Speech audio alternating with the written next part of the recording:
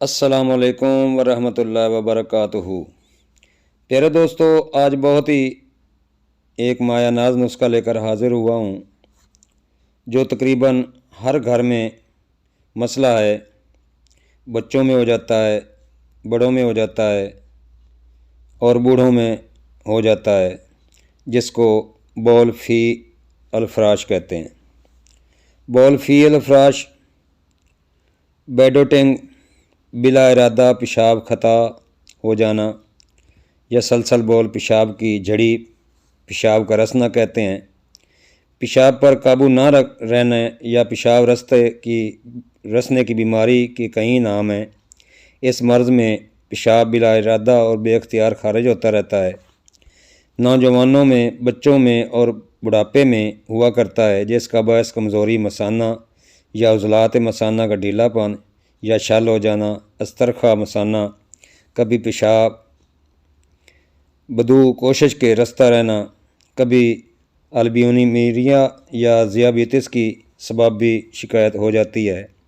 پیشاب کے ترش ہو جانے سے مثانہ کی خراش، پتھری کا ہونا، چمونوں کرموں کی موجودگی کے باعث خراش کا ہونا، ہاضمہ میں نقص یا سردی لگنا بھی اسباب ہوا کرتے ہیں۔ عموماً شرم کی وجہ سے بالغ افراد اس کا علاج نہیں کراتے، جبکہ بچوں کے سوتے یا جاگتے میں پیشاب خطا ہونے کے سلسلے میں انہیں ایک ڈاکٹر سے دوسرے ڈاکٹر سے تیسرے ڈاکٹر لے جاتے رہتے ہیں اور اس پر پھر بھی مطمئن نہیں ہوتے۔ مردوں کے مقابلے میں بوڑھی خواتین کو یہ زیادہ تکلیف ہوتی ہے۔ جوان و کم سن بچیوں کو بھی ایسی تکلیف کا سامنا کرنا پڑتا ہے، تو اس کا علاج صرف حکماء کے پاس ہے۔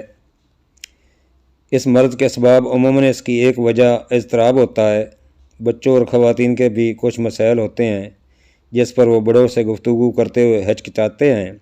خواتین میں زچگی کے بعد نظام بول کمزور ہو جاتا ہے، کھانسنے پر پیشاب خطا ہو جاتا ہے، ٹھنڈ میں پیشاب خطا ہو جاتا ہے۔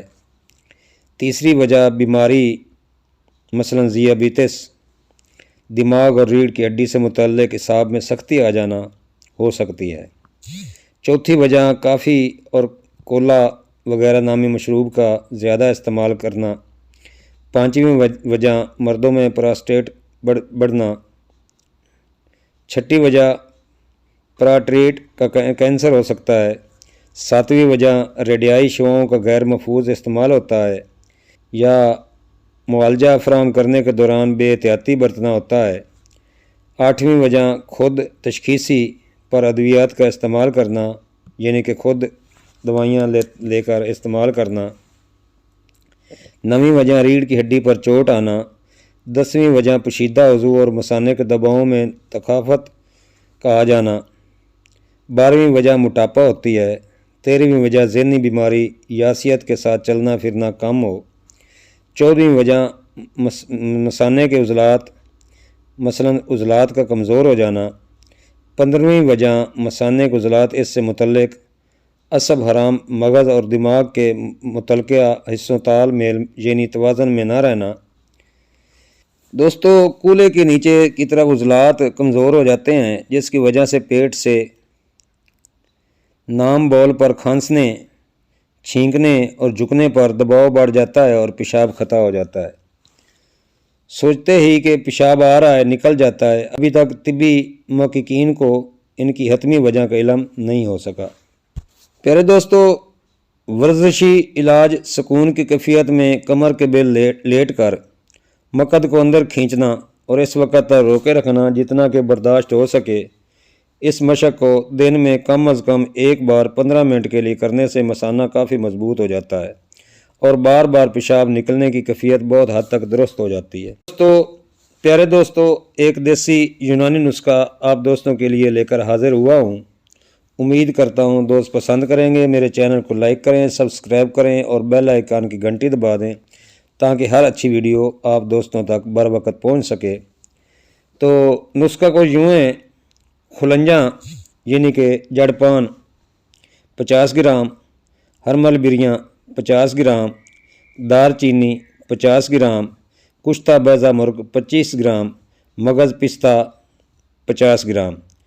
یہ چیزیں سب دوستوں لے لیں، سفوف کر کے 500 ملی گرام کیپسول بھر لیں اور بچوں کے لیے 250 ملی گرام کیپسول بھر لیں، اور صبح دوپہر شام ہمراہ آب تازہ بادی اور ترش چیز سے پرہیز کریں، گرم اور کھٹی چیزوں سے پرہیز کریں۔ فائدے اس کے ہیں: بار بار پیشاب آنا، بچوں کا بستر پر پیشاب کر دینا، بڑوں کا پیشاب نکل جانا اور بار بار پیشاب آتے رہنا۔ سب سے پہلے دوستو اندری جلاب دے کر مثانے کی صفائی کریں، اس کے بعد یہ دوائی شروع کریں۔ انشاءاللہ مجرب المجرب ہے، میرا 12 کا آزمودہ ہے، بنائیں اور انسانیت کا بھلا کریں۔ دعاؤں میں یاد رکھنا۔ حکیم طارق جوید، فیصل آباد۔ السلام علیکم ورحمۃ اللہ وبرکاتہ۔